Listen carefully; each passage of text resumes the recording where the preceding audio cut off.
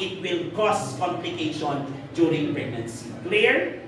Maliwanag. Sana maliwanag tayo dyan. We're done with that. We're going now to the second to the last case for today. Anemia.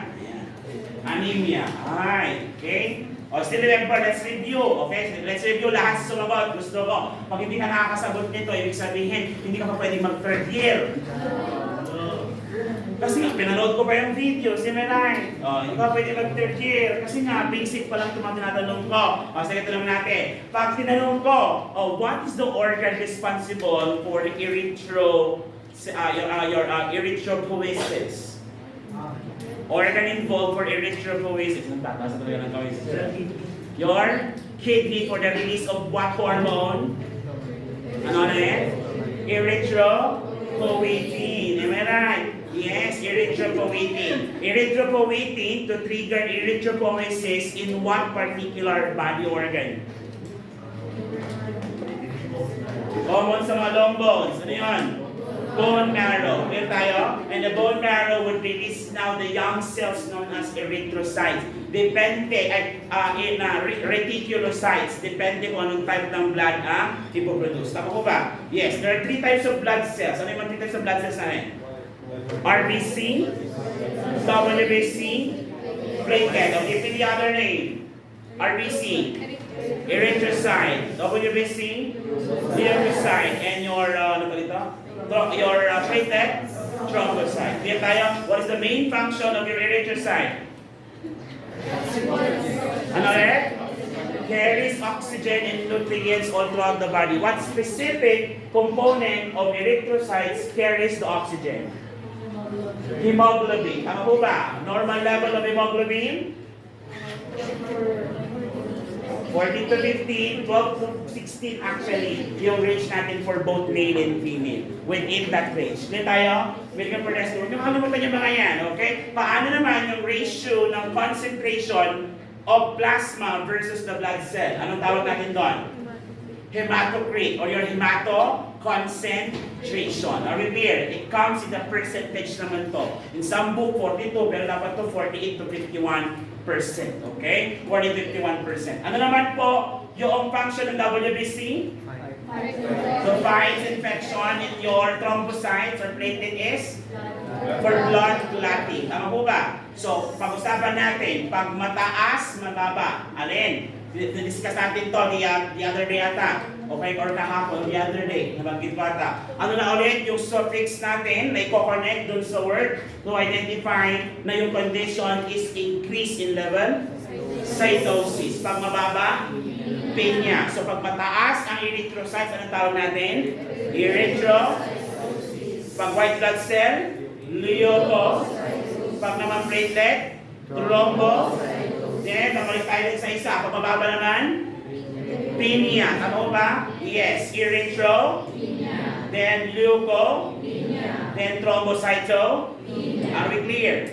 But your erythropenia is simply known as Yan tayo. Yes. Ano naman ang tawag natin pag lahat sila mababa?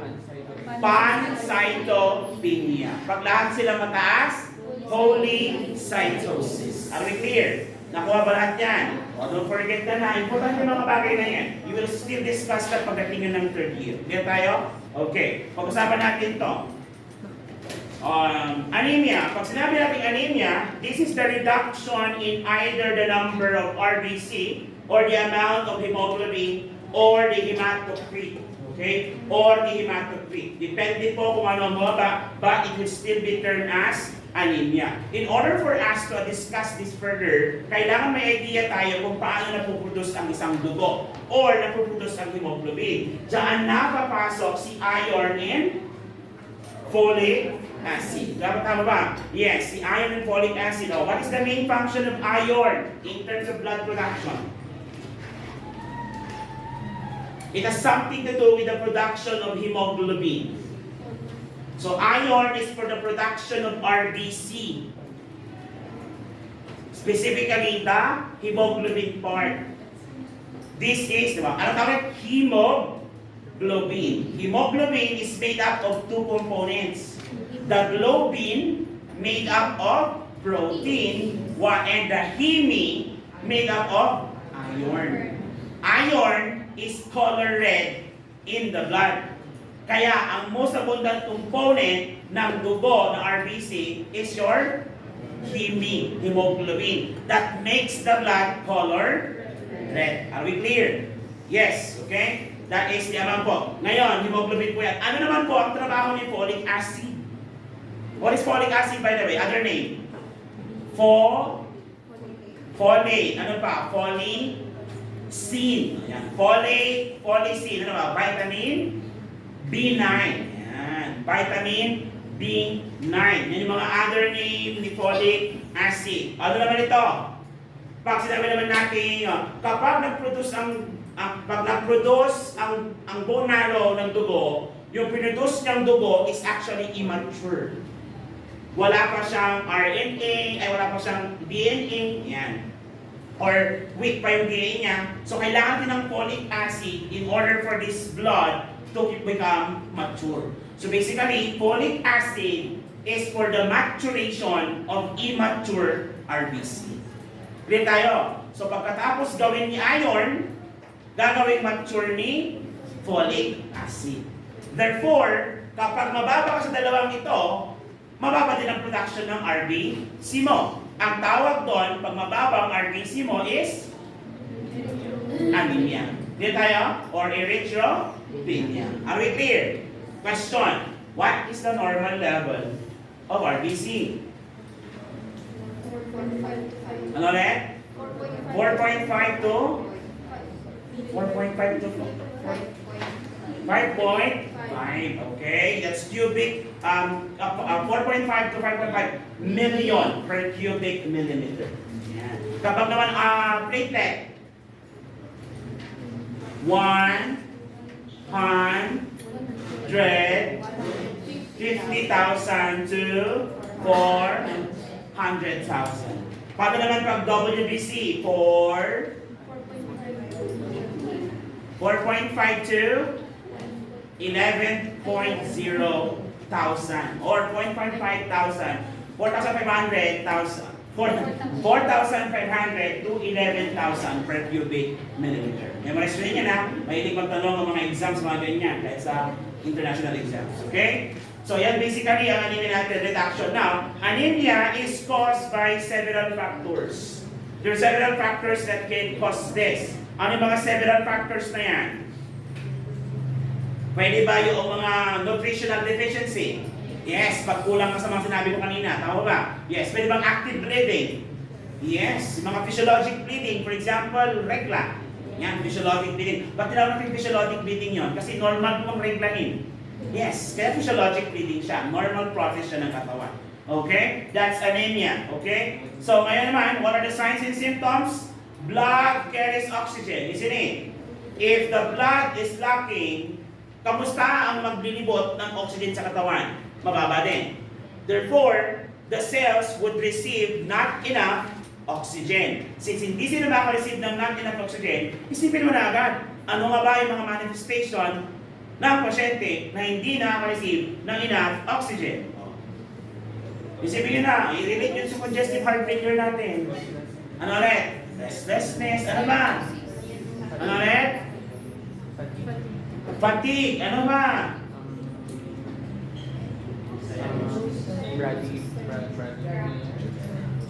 Bradypnea ba ang mangyayari? Take note, if there is lacking, sabi ni Brain, hindi nakaka-receive yung kuko ko ng oxygen. Kailangan kong mag-compensate.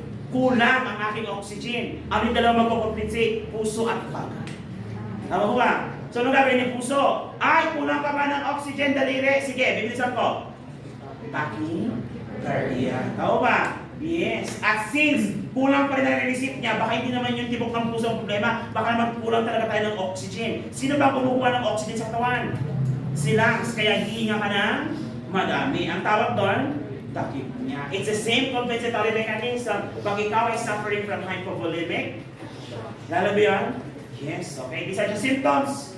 Yan. Excessive fatigue, headache, because you are not receiving enough oxygen sa iyong brain, tachycardia because of the compensatory mechanism, brittle fingernails because it needs nutrients. Kaya nga sa may mga nutritional problem, bakit din ang kuko? Okay. Actually, malalaman mo na healthy ang isang tao kung maganda ang kuko niya. Yes. Ang kuko mo ngayon, pag nakasakit ka ng isang buwan, magkakaroon siya ng parang line.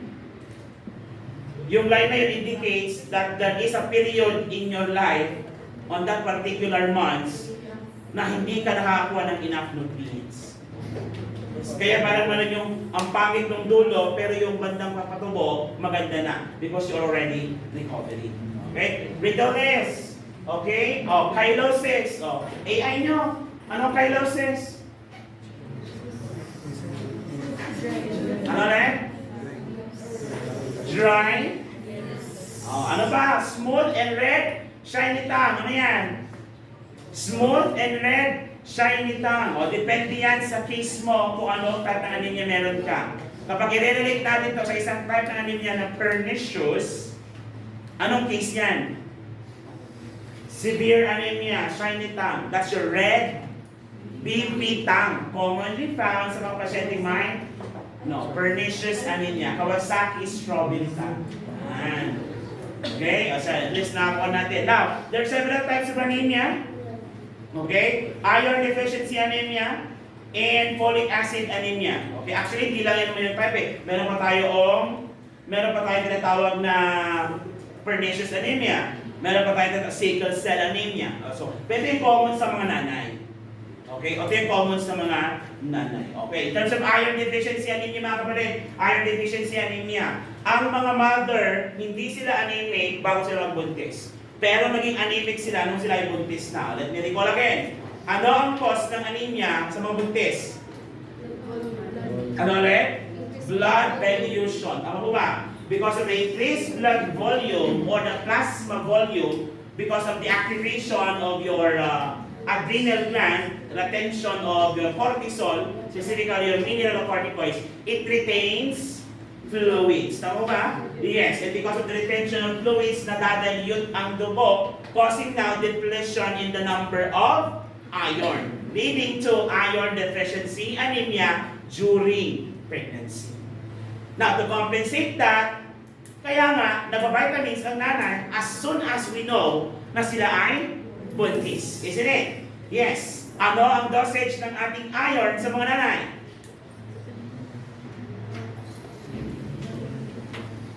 Community! Hala, nalimutan na naman yung community subject ni Sir. Nakakasakit na mga ilang puso pagkat ayaw nyo maging community admin. Sinakalimutan nyo na yung concept ng community. Hindi pa kayo board exam. Kailangan nyo pa yun. Ano? 9,000 ang laki naman.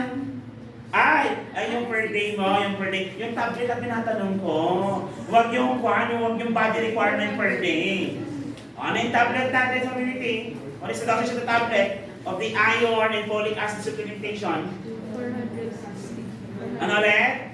60 mg by 400 microgram or UG. Ano yan? Yes. So 60 mg of iron plus 400 microgram or UG of folic acid. Nalaman niyo pa ba yun sa community? Yes. It should be taken every day. Once a day. Ulit tayo? Yes. O, ano dapat ang tinitake ng nanay kasama ng iron to increase absorption? Vitamin C rich foods. Ano yung mga yon? Citrus foods. Ano naman yung bawal niyang inumin kasabay nito? Because it halts or decreases the absorption of iron. Milk. Bawal naman ang gatas sa isabay. Di ba sila dapat nagagatas ang nanay? Yes, pero wag mo isasabay sa iron supplementation. Diyan tayo. At dapat sabihan mo ang nanay na may side effect ito. Ang pangit ba ng lasa? Ang tawag doon, metallic taste. Ang sabi nila, lasang hindi ko nga alam kung bakit nila naikumpara. Tikman mo na ba ang kalawang? Diba? Lasang kalawang daw. At the same time, ano pa? Ano makikita niya sa tayo niya? Dark ice food. Okay, dapat yun, lahat sasabihin natin kay mother as part of their expectations. Actually, na-discuss natin yun eh. Yan. So, hemoglobin, sabi natin kanina, ang baba na nakuha kong kwan. Pero sa ibang book kasi, yung ginagamit namin, pero sa module ano eh. Tama ba? Ito yung nasa module, no? Oh, pero yung ginagamit namin sa MS kasi nasa 51% kami. Kaya anyway, yan yung sa module, kaya nasundin ko. Baka, yan nasundin natin. Baka sabihin ko yan, mamaya nilagay nila sa exam, nagbigay sila ng exam, hindi nilagay nila. Tapos mali yung tinuro ko, di ako nasundin. Alright. So kung ano nasa module, yun ang gamitin natin. Maliwanag ko ba? Yes, para uniform tayo, okay? So that's 37 to 40%, 12 up to 16 gram per deciliter, okay lang po yan. Okay? Okay lang po yan. So that's your anemia. So kapag milligram yan, naakit na ng 120 to 160. Okay? So iron needs during pregnancy is 800 micrograms. Kasi sinasabi ni Sir kanina. Yan, yung 800 micrograms. Pero alam ko doon sa nutrition nyo, 900 ata kayo eh. Depende na kasi sa source na pinagawa ng book. Pero within that range pa rin yan. Micrograms daily. Yan. So growing fetus needs additional iron because iron is actively transported across the placenta for fetal erythropoiesis. O, alam na kung anong erythropoiesis, tama ba? What is erythropoiesis again? The production of erythrocytes or RBC. So in the postnatal period, lactation requires approximately 1 milligram of iron daily. And hematocrit level rises on the 3rd and 7th postpartum day. On the 10th, 3rd and 7th postpartum day. So these are basic, okay? Kapag sila ay may anemia. Bakit? Kasi nag-start na mag-deplete yung number of blood volume ng nanay. Okay? Continuous pa rin ba ang iron supplementation even after pregnancy? Yes. Okay? Even after pregnancy. Okay na tayo dyan?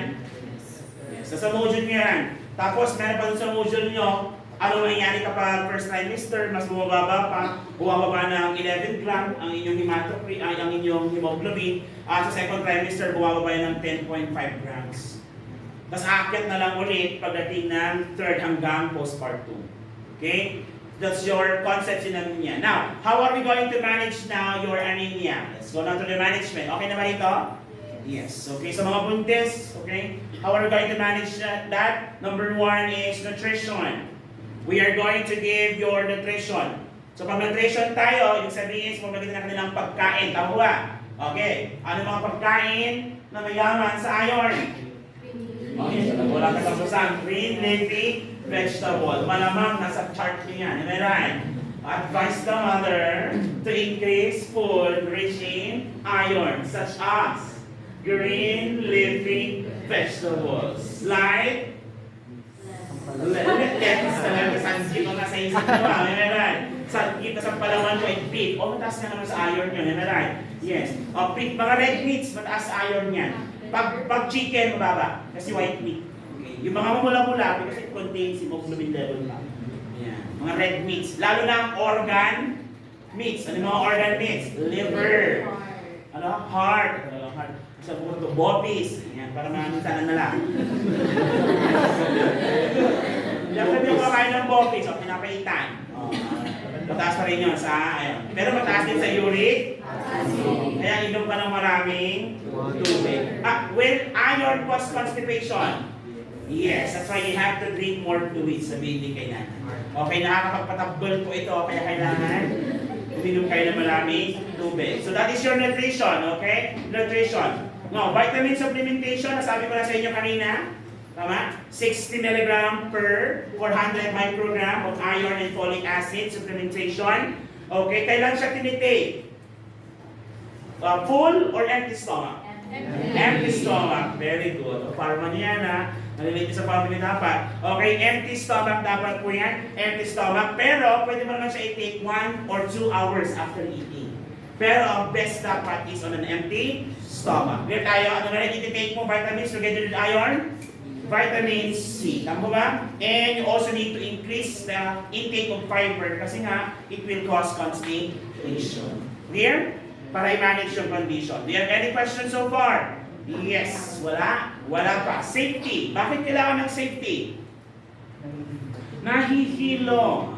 Okay? Kasi nga may anemia, decrease of oxygenation. Oh, baka ba ng dizziness? Matumba si another. Okay? So promote safety. Okay? Promote safety as much as possible. Kung may present ng anemia, Huwag iiwan mag-isa. Tama ko ba? Yes. You make use of anong tawag sa shoes na gano'n? Ito, parang ganito. Non-slip shoes. Ano ba? Non-slip. Non-slip. Oh, slip pa. Slip. Parang iba pala yung isip ko Okay? So that's your safety. Okay? Kailangan yung safety. So maternal complication and fetal risk.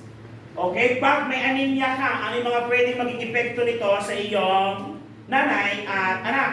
Maternal and fetal. Ba't ba magdikit-dikit yan? Maternal and fetal risk complication. So, pag ganyan po, pag ikaw ba ng anak, magkakaroon ka ng sugat. Yes, okay. Either nagkaroon ng episiotomy, hindi. May sugat talaga yan. Tama ko ba? Yes. Ngayon, so kapag ganun po ang nangyari, anemia, decrease ang delivery ng oxygen and nutrients, magkakaroon ng delayed healing. And take note, pag anemic ka, prone ka rin for infection. Kaya lahat ng may anemia, prone for infection. So, pwede bang nursing diagnosis yan? Yes, kaya kapag nag-chart kayo later on sa hospital, nakita nyo si mother may anemia, i-check nyo, nakita nyo si mother may bleeding, check nyo ang level ng kanya hemoglobin. Pag mababa, pwede ba ang risk for infection? Yes, may relationship kasi ang dalawang yan. So, ganun po kayo gumawa ng inyong mga focus or FDAL sa hospital. Basahin nyo lahat. Hindi yung pupunta ka sa pasyente, take ka lang ng vital signs. Pagkukuha mo ng BP, health education agad ang focus mo. Huwag ganun. Okay, review mo okay, relationship, okay? Then postpartum hemorrhage would also be available. Maternal death if hemoglobin drops below 6 grams. Of course, okay, para mo sinabing hindi nalagyan ng oxygen ang ibang parte ng katawan. Okay? That would lead into decrease or deficiency in oxygen delivery sa ibang parts ng body. Okay? Mother would also develop pica. What is pica? Abnormal eating disorder wherein they eat unusual things. Hindi ang foods unusual things. The worst case na pica na na-encounter ko when we had our duty sa National Center for Mental Health when I was a student is ang pica na tae. Yes, parang kinakain niya yung kanyang dumi, tapos ininom niya kay iit. That's the worst pica na nakita ko. Meron naman yung mga sabi namin zombie kasi kinakain niya lupa. Yes, kumakain lupa. Yung asikwan, sino yung vlogger? Si Boy Tapa. Yung may pica. Ano yung kinakain? Because the body recognizes the needs to increase nutrients, some women crave and eat substances such as ice or starch. In some cases, okay, buhok. Pag naglagas yung buhok nila, pinupulot nila. May case kami ngayon ng OR, kasi alam mo yung nangyari sa buhok, naging container yung ball of ears, tapos nagkaroon na ang bowel obstruction. Kaya kailangan nila i-cut open. Ang baho ng surgery nyo. Ang daming dumi. Tapos labage, tapos antibiotic. Okay, yung pinaglalabage namin doon parang may may bula-bula pa. Kasi may beta-line. Yung tubig, yung ginamit na fluids. Okay? Then, lower weight and preterm birth. Of course, lower weight and preterm birth. Baka yung anak mo, 9 na buwan na, pero yung timbang niya pang-4 na buwan. Ganun. Okay? And the last one is early miscarriage. Okay? Early miscarriage. Idagdag mo na rin yung panganin, premature separation of placenta. Premature separation of placenta. May panganin ko na doon, tapos hindi ko na ilagay. Premature early miscarriage and premature rupture or premature separation of the placenta. Premature separation of the placenta. Pwedeng may lead into abruptio placenta. Do you remember abruptio placenta? Yes, the sudden detachment of your placenta from the endometrial wall. Tama ba? Yes. Okay? So we're done with your anemia. We're going to the last one. Mabilis lang ito.